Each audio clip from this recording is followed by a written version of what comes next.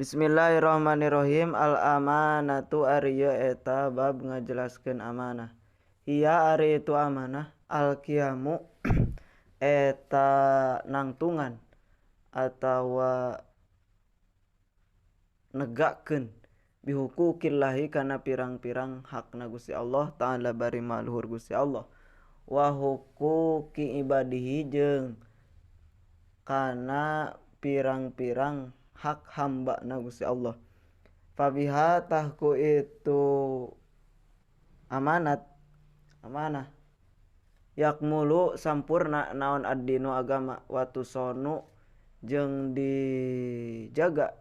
naon al-a'radu kehormatan watu fadu jeung diriksa naon al-amwalu pirang-pirang harta. Li annal qiyama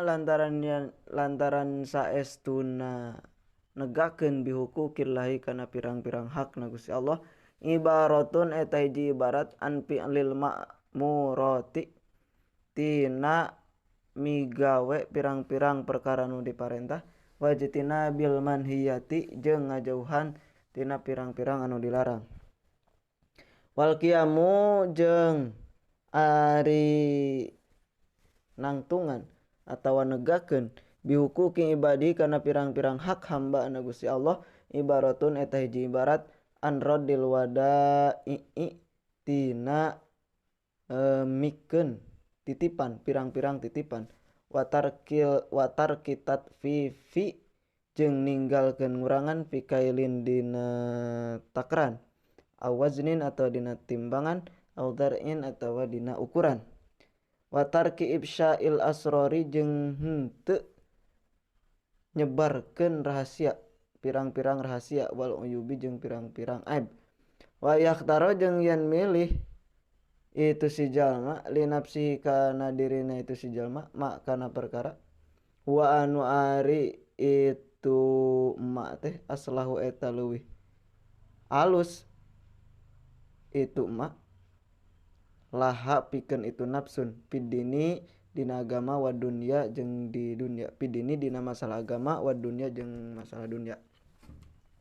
Qala parantos ngadawuh saallahu Gusti Allah taala bari mahalur Gusti Allah innallaha eta dawuhan kana dawuhan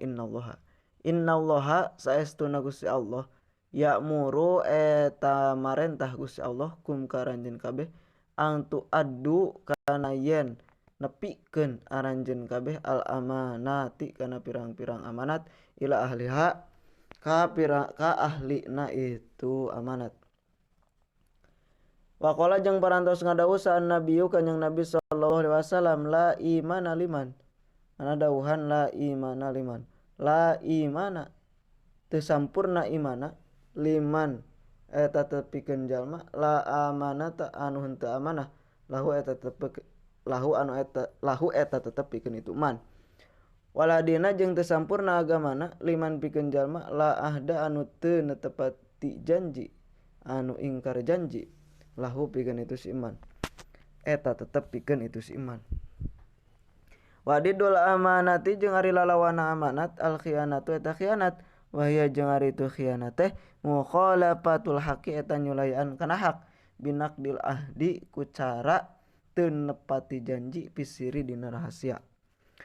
Wa madarruha jeung ari pirang-pirang kamadaratanana itu hianat kathiratun eta anu loba minha nu eta tetep bagian tina itu kathirah ayu sopa eta yen disipatan saha sohibuha jalma anu ngabogaan itu khianat sifat khianat bil godri kana sifat godrun pembelot tukang nikung wa naqsiddini jeung kurangna agama wan hitatil himmati jeung pendekna cita-cita wadana atin nafsi jeung ngahina diri wa minha jeung eta tetep bagian tina itu katsirah i'radun nasi ari maliusna jalma-jalma anhu ti itu si sohib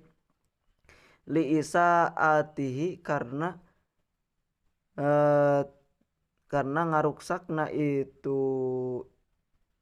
li isaati karena ngaruksakna itu sohib ilahim ka itu nas waqat uyadihi jeung megat jeung motong kana leungeunna itu si jalma. Idza saroko di mana-mana maling itu sohib minhum ti itu nas. Wa bughdullahi jeung bendu na Gusti Allah lahu ka itu sohib. Wa ta'dzibuhu jeung nyiksa na Gusti Allah iyahu ka itu si sohib. Li annahu lantaran yen saestuna itu si sohib lam yura'i etan teu ngariksa itu sohib maka na perkara kalapan nu geus naklip Gusti Allah huka itu si sohib bihi kana itu ma. Qala balantos ngadawuh sallallahu Gusti Allah taala bari malur Gusti Allah ya ayyuhalladzina kana dawuhan ya ayyuhalladzina hei jalma-jalma amanu anu ariman ya ladzina la takhunu ulah kharianat aranjeun kabeh Allah Gusti Allah wa rasulah jeung ka para rasul wa takhunu jeung ulah khianat aranjeun kabeh maka amanatikum kana amanat anu dibikeun ka aranjeun kabeh wa antum bari aranjeun kabeh ta'lamuna eta anu arapal aranjeun kabeh.